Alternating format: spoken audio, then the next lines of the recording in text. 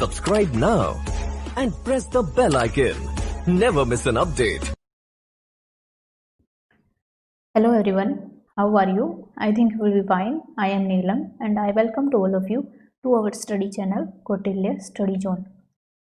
आज हम अपनी 6th क्लास की हिस्ट्री का सेकंड चैप्टर स्टार्ट करने जा रहे हैं और आज का हमारा टॉपिक है on the trail of the earliest people. यानी आज हम अपने चैप्टर में पढ़ेंगे कि जो अर्लीस्ट पीपल हैं उनके बारे में हमें कैसे पता लगता है कि वो किस टाइप के एनवायरनमेंट में रहते थे, कैसे कैसे एनवायरनमेंट के अंदर चेंज हुआ और किस तरीके से जो है वो जो है एग्रीकल्चर उन्होंने करना शुरू किया। इसके साथ साथ जो है कहाँ कहाँ पर जो है कौन कौन से एविडेंसेस हमें मिलते हैं। तो इनके अंदर हम जो है अपने जो पूर्व के टाइम पर, जो पहले के टाइम पर जो लोग होते थे, अर्लीस्ट जो पीपल थे, उनके बारे में इस चैप्टर के अंदर देखते हैं।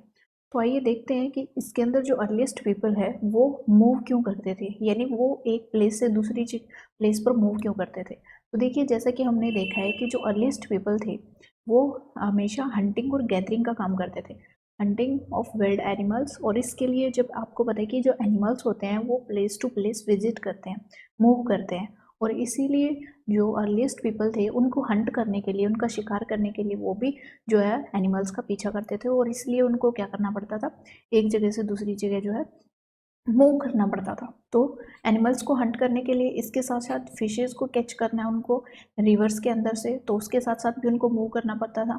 बर्ड्स वगैरह को उनको हंट करना था। इसके साथ साथ गैदर्ड फ्रूट्स वगैरह उनको गैदर करने थे फॉरेस्ट से, roots, nuts, seeds, leaves, stalks and eggs, ये सभी चीज़ें जो है उनको कलेक्ट करनी होती थी। तो इसलिए जो है उनको एक प्लेस से दूसरे प्लेस पर मूव करना पड़ता था।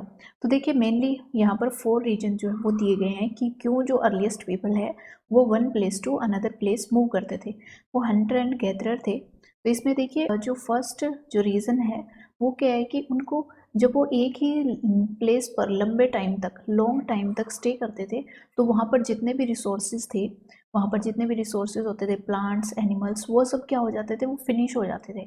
और इसलिए जो है उनको फूड की सर्च के लिए, यानी भोजन की खोज के लिए उनको दूसरे प्लेस पर जाना पड़ता था। तो देखिए, उसके बाद बात करते हैं सेकेंड रीज़न के बारे में। तो सेकेंड रीज़न क्या है कि वो एनिमल्स को हंट करते थे। तो एनिमल्स क्या करते थे, वो one place to another place move करते थे, इसलिए उनका पीछा करते हुए, उनको हंट करने के लिए उनको फॉलो करना पड़ता था। तो ये सेकेंड रीज़न था। थर्ड रीज़न के बारे में बात करें, जो प्लांट्स एंड ट्री हैं वो अलग अलग सीजन के अंदर जो है उनके अंदर फ्रूट्स आते हैं। तो जैसे ही सीज़न के अंदर चेंज होता है तो उनको वो फ्रूट्स कलेक्ट करने के लिए उनको one place to another place move करना पड़ता है। उसके बाद बात करते हैं फोर्थ रीज़न के बारे में। तो देखिए, फोर्थ रीज़न के अंदर है पीपल, प्लांट और एनिमल्स, उनको सर्वाइव करने के लिए वाटर की ज़रूरत होती है और वाटर की सर्च में उनको एक प्लेस से दूसरे प्लेस तक जाना पड़ता है, खासकर किसके अंदर, ड्राई सीज़न के अंदर। तो ड्राई सीज़न हमारे कौन से हैं, winter and summer. Rainy season के अंदर उनको एक जगह से दूसरी जगह मूव करने की ज़रूरत नहीं होती। मेनली जो ड्राई सीज़न होता है उसके अंदर जो उनको एक प्लेस से दूसरे प्लेस तक मूव करना पड़ता है। उसके बाद देखते हैं हम कि अर्लीस्ट पीपल के बारे में हम पता कैसे लगा सकते हैं कि उस टाइम पर जो है वो क्या काम करते थे, किस तरीके से जो है वो अपना फूड गैदर करते थे। तो देखिए, मेनली जो है आर्कियोलॉजिस्ट जो हमारे हैं, जो हमारे आर्कियोलॉजिस्ट हैं, जो पुरानी पुरानी जो बिल्डिंग्स वगैरह हैं, जो पुराने पुराने टाइम के जो भी अवशेष मिलते हैं, जो भी साइट्स मिलती हैं, और इसके साथ साथ जो भी दूसरे इक्विपमेंट उनको मिलते हैं, तो उनकी स्टडी करके जो है वो हमें इन चीज़ों के बारे में बताते हैं कि पुराने टाइम पर जो लोग हैं वो कैसे रहते थे, क्या काम करते थे, और इसके साथ साथ जो है वो किस तरीके के जो उपकरण हैं, यानी जो इक्विपमेंट हैं, उनका यूज़ करते थे। तो देखिए, जो मेनली आर्कियोलॉजिस्ट हैं उन्होंने पाया कि जो मेनली पुराने टाइम पर जो लोग होते थे वो क्या होते थे, वो हंटर एंड गैदरर होते थे। वो मेनली जो है यूज़ करते थे किसका, टूल्स का यूज़ करते थे, उपकरणों का यूज़ करते थे जो कि बने होते थे स्टोन के। इसके साथ साथ वुड और बोन, यानी स्टोन, जो टूल्स होते थे वो किस चीज़ से बने होते थे, वो स्टोन से, वुड के बने होते थे और साथ साथ बोन्स के बने होते थे। ये जो स्टोन टूल्स थे वो किस लिए यूज़ होते थे, देखिए, मीट को कट करने के लिए इनको यूज़ किया जाता था। साथ साथ बोन एंड मीट को कट करने के लिए स्क्रैप बार्क्स, जो ट्रीज़ की जो छाल होती है, बार्क होती है, उसको छीलने के लिए इसका यूज़ किया जाता था। हाइड्स, यानी एनिमल्स की जो स्किन होती है उसको उतारने के लिए, और उसके साथ साथ फ्रूट्स और रूट्स को चॉप करने के लिए मेनली जो है इन टूल्स का यूज़ किया जाता था। तो यहाँ पर आप देख सकते हैं इस तरीके के टूल्स जो हैं पुराने टाइम पर यूज़ किए जाते थे। तो यहाँ पर इनकी पिक्चर जो है यहाँ पर दी गई है। ये देखिए, ये काफ़ी छोटे साइज़ में है, ये काफ़ी बड़े साइज़ में है। ये बिल्कुल पुराने टाइम की बात है, जब काफ़ी पुराने टाइम पर जो है इनको यूज़ किया जाता था। उसके बाद धीरे धीरे इन स्टोन्स को यूज़ किया जाने लगा। उसके बाद धीरे धीरे करके ये बिल्कुल छोटे होते चले गए साइज़ के अंदर। उसके बाद देखिए कि जो लोग हैं वो कौन से प्लेस पर रहना ज़्यादा पसंद करते थे, कौन से प्लेस को जो है वो चूज़ करते थे। तो देखिए, मैप के थ्रू आपको दिखाया जाएगा। यहाँ पर आप एक मैप देख सकते हैं। तो देख सकते हैं यहाँ पर जो ट्रायंगल, जहाँ पर जो है ट्रायंगल से आपको शो किया गया है, वो पैलियोलिथिक साइट्स हैं। पैलियोलिथिक साइट्स जो काफ़ी पुराने टाइम की साइट्स है। इसका टाइम पीरियड अभी आगे आने वाली स्लाइड्स में हम आपको बताएंगे कि किस टाइम से लेकर किस टाइम पीरियड का ये काल है जिसको पैलियोलिथिक बोला जाता है। अब ये साइट्स जो है जहाँ पर आपको ट्रायंगल दिखाई देगी, ये देखिए हुसंगी और करनोल केव्स आप देख सकते हैं। तो यहाँ पर, और इसके साथ साथ भीमबेटका, यहाँ पर आपको पैलियोलिथिक साइट्स के क्या मिलेंगे, अवशेष मिलेंगे। यानी यहाँ से जो है आर्कियोलॉजिस्ट को जो भी अवशेष मिले हैं, साथ में जो भी साइट्स मिली हैं, उनकी स्टडी करके उन्होंने जो है पता लगाया है कि उस टाइम पर इस तरीके से लोग जो है अपना जीवन यापन करते थे, इस तरीके के टूल्स का यूज़ करते थे। तो यहाँ पर आप ट्रायंगल से इनको दिखाया गया है, इनको आप देख सकते हैं। उसके बाद आप देख सकते हैं यहाँ पर एक स्क्वायर है, तो उसके द्वारा दिखाया गया न्यूलिथिक साइट जो होती है। तो यहाँ पर आप देख सकते हैं ये दियोचाली, और उसके साथ साथ चिरांद, ब्रुज होम और मेहरगढ़, और इसके साथ साथ देखिए कोल्डी हवा और महागारा, और इसके साथ साथ यहाँ पर देख सकते हैं हल्लूर। तो ये सारी की सारी साइट्स जो है आप न्यूलिथिक साइट्स कहलाती हैं। इसके साथ साथ देखिए मेगालिथिक साइट के बारे में आप देख सकते हैं। तो मेगालिथिक साइट यहाँ पर 2 दी गई हैं, ब्रह्मगिरी है और इसके साथ साथ आदि चानालूर जो है ये साइट दिखाई गई है। उसके साथ साथ देखिए अर्ली विलेजेस भी कुछ दिए गए हैं। तो अर्ली विलेज में यहाँ पर जो है इमाम गांव को आप देख सकते हैं, ये अर्ली विलेज है, काफ़ी पुराने टाइम पर ये विलेज हुआ करता था। उसके बाद मॉडर्न सिटी कुछ दिखाई गई है, यहाँ पर देख सकते हैं मुंबई एंड कलकत्ता, ये कुछ मॉडर्न सिटी के एग्जाम्पल दिए गए हैं। तो देखिए मेनली जो है ये हमने देख लिया कि जो ट्रायंगल से शो किया गया है, तो वहाँ पर आप देख सकते हैं कि जहाँ पर ट्रायंगल से शो किया गया है वहाँ पर एविडेंस मिलते हैं किसके, हंटिंग एंड गैदरर के। तो देखिए ट्रायंगल से हमने देखा था कौन कौन से थे, एक तो ये था भीमबेटका, उसके साथ साथ कर्नूल केव्स और हुसंगी। तो यहाँ पर जो है हंटर एंड गैदरर के क्या मिलते हैं, एविडेंसेस मिलते हैं। इसके साथ साथ ये सारी की सारी मेनली जो साइट्स होती थी वाटर के किनारे पर होती थी, जहाँ पर वाटर मिलता है उसके पास में लोकेटेड होती थी। तो ये रिवर्स और लेक्स जो है मेनली वहीं पर लोकेटेड होती थी। इसके साथ साथ देखिए जहाँ पर स्टोन मिले हैं आर्कियोलॉजिस्ट को, और जहाँ पर इन स्टोन्स को, इन टूल्स को बनाया जाता था, मेनली जहाँ पर ये स्टोन मिलते हैं और इन स्टोन से इन टूल्स को बनाया जाता है, उनको फैक्ट्री साइट बोला जाता था। यानी जहाँ पर इन टूल्स का निर्माण किया जाता था उसको फैक्ट्री साइट बोला जाता था। इसके साथ साथ अगर पीपल यहाँ पर ज़्यादा लंबे टाइम तक स्टे करते थे तो इनको हैबिटेशन कम फैक्ट्री साइट भी बोला जाता था। मतलब फैक्ट्री के साथ साथ इसको हैबिटेशन के लिए भी यूज़ किया जाता था। हैबिटेशन मतलब वहाँ पर रहने के लिए यूज़ किया जाता था। उसके बाद देखिए यहाँ पर भीमबेटका के बारे में बताया गया है, ये मध्य प्रदेश के अंदर है। भीमबेटका जो केव्स है ये काफ़ी ये जो है नेचुरल केव्स हैं, और इनको मेनली जो लोग हैं पुराने टाइम पर जो लोग थे वो हैबिटेशन के लिए इसको यूज़ करते थे, और लोग इस यहाँ पर रहते थे। उन्होंने काफ़ी सारी जो है यहाँ पर पेंटिंग्स वगैरह भी की है, जिससे वहाँ पर पता लगता है कि यहाँ पर लोग जो है मेनली क्या करते थे, हंटिंग एंड गैदरिंग करते थे। तो देखिए ये जो केव्स हैं ये एक तरीके से उनको ये जो केव्स है वो एक तरीके से उनको शेल्टर प्रोवाइड करती थी। इनको आप जो है यहाँ पर देख सकते हैं इस तरीके से। ये देखिए ये जो है भीमबेटका केव्स की एक जो पिक्चर वो आपको दिखाई दे रही है, इस तरीके से रॉक्स की बनी हुई केव्स हैं।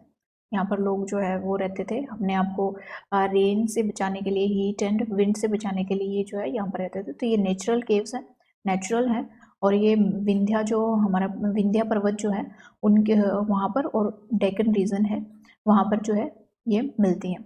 तो इस एरिया के अंदर यहाँ पर मिलती हैं जो विंध्या रीजन है, और इसके साथ साथ डेक्कन प्लेट्यू वाला जो रीजन है उसके अंदर ये मिलती है। और यहीं पर जो है नर्मदा वैली भी लोकेटेड है, इसके पास में ही बिल्कुल नर्मदा वैली लोकेटेड है। तो यहाँ पर आप देख सकते हैं, ये देखिए ये भीमबेटका की जो केव्स है ये मध्य प्रदेश के अंदर है। यहाँ पर आप देख सकते हैं ये नर्मदा रिवर है, और यहीं पर जो है विंध्या रेंज है। नर्मदा के नॉर्थ की तरफ विंध्या रेंज है, और नर्मदा के साउथ की तरफ सतपुड़ा रेंज है। तो यहाँ पर ये भीमबेटका की केव्स आपको दिखाई दे रही है। नीचे उसके भीमबेटका केव्स के नीचे ही डेक्कन वाला रीजन है। उसके साथ साथ देखिए साइट्स होती क्या है, देखिए साइट्स होती हैं मेनली जो रिमेनिंग्स पुराने टाइम्स की जो भी बिल्डिंग्स वगैरह टूल्स हैं पोर्ट्स हैं उनके जो रिमेनिंग्स होते हैं उनके जो बचे हुए अवशेष होते हैं, और वो जब एक ही प्लेस पर जब ये अवशेष मिलते हैं तो उसको एक तरीके से साइट्स बोला जाता है। और इन साइट्स को मेनली जो आर्कियोलॉजिस्ट है वो पुराने टाइम पे जो लोगों की स्टडी के उनकी लाइफ की स्टडी के लिए जो है मेनली इसको यूज़ करते हैं। और ये साइट्स जो है यूज़ जो पीपल हैं उनके द्वारा, जो पुराने टाइम के जो लोग थे उनके द्वारा इनको यूज़ किया जाता था, और उसके बाद में उनको उनके द्वारा छोड़ दिया गया। और मेनली जो ये आपको लोकेटेड हो सकते हैं किसी भी सरफेस एरिया के ऊपर, ये हो सकती हैं अर्थ के ऊपर सरफेस एरिया के अंदर। इसके साथ साथ ये अर्थ के अंदर भी हो सकती है, अर्थ के सरफेस पर भी हो सकती हैं, अर्थ के अंदर भी लोकेटेड हो सकती है, और वाटर के अंडर भी हो सकती है। तो मेनली जो है साइट्स आपको कहीं भी मिल सकती है। उसके बाद बात करते हैं हम स्टोन टूल्स, यानी स्टोन के जो टूल्स बने होते थे, जो औजार बने हुए थे, जो पत्थर के औजार बने होते थे, उनके लिए मेनली 2 टाइप्स की जो टेक्निक्स हैं वो यूज़ की जाती थी।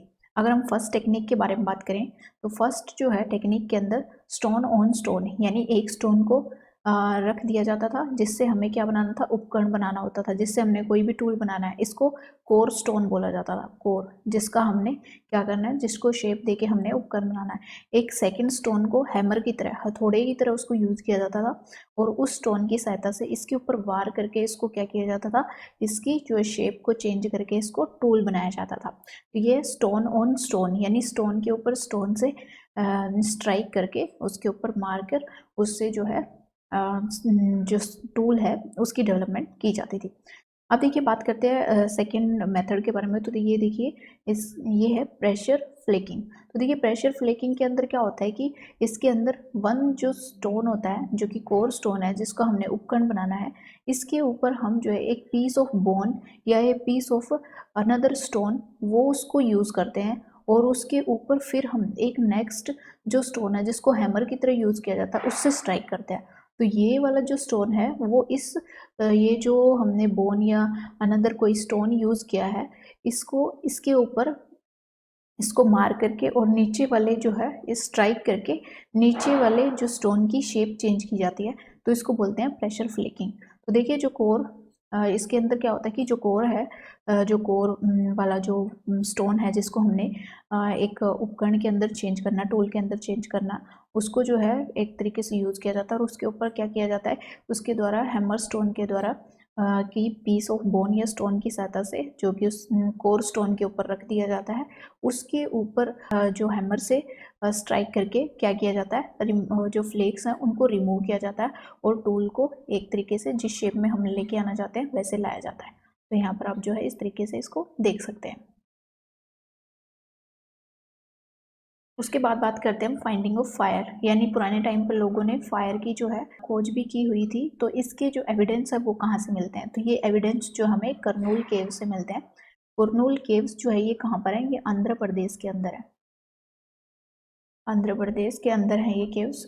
और यहाँ पर हमें क्या मिले हैं, एसेस के ट्रेस मिले हैं, मतलब राख के अवशेष मिले हैं, जो राख होती है उसके अवशेष यहाँ पर मिले हैं। और इससे पता लगता है कि जो पुराने टाइम पर जो लोग थे वो फायर से फैमिलियर थे, यानी वो फायर के बारे में जानते थे। तो फायर को मेनली यूज़ किया जाता था as a source of light, इसके साथ साथ मीट को कुक करने के लिए, और इसके साथ साथ एनिमल्स को भगाने के लिए जो है इसको यूज़ किया जाता था। उसके बाद बात करते हैं चेंजिंग एनवायरनमेंट के बारे में। देखिए पुराने टाइम पर क्या हुआ कि जब लोग हंटिंग एंड गैदरिंग करते थे, तो धीरे धीरे क्या हुआ, अराउंड 1200 ईयर एगो की बात है, तो उस टाइम पर जो है एनवायरनमेंट के अंदर काफ़ी सारे चेंजेस भी होने स्टार्ट हुए। तो उस टाइम पर चेंजेस क्या हुए कि वार्म कंडीशन होने लगी, यानी टेम्परेचर जो है वो ज़्यादा बढ़ने लगा, यानी जिसकी वजह टेम्परेचर के ज़्यादा बढ़ने से वार्म कंडीशन जो है वो पैदा हो गई, जिसकी वजह से वहाँ पर जो है ग्रासलैंड डेवलप होने लगे। और ग्रासलैंड डेवलप होने के बाद जो ग्रासलैंड के अंदर रहने वाले जो एनिमल्स हैं उनकी संख्या भी बढ़ने लगी, जैसे number of deers, antelope, goat, sheep, cattles, इन सब के नंबर्स भी बढ़ने लगे, जो कि ग्रास पर सर्वाइव करते हैं। उसके बाद जैसे जैसे इनके नंबर बढ़ने लगे, तो लोगों ने, जो पीपल थे, उन्होंने सोचना शुरू किया कि इनकी हम क्या करेंगे, हार्डिंग एंड रियरिंग, यानी इनको पालना शुरू किया। और फिशिंग भी जो है वो काफ़ी ज़्यादा इंपॉर्टेंट जो है वो सोर्स बन गया फूड का।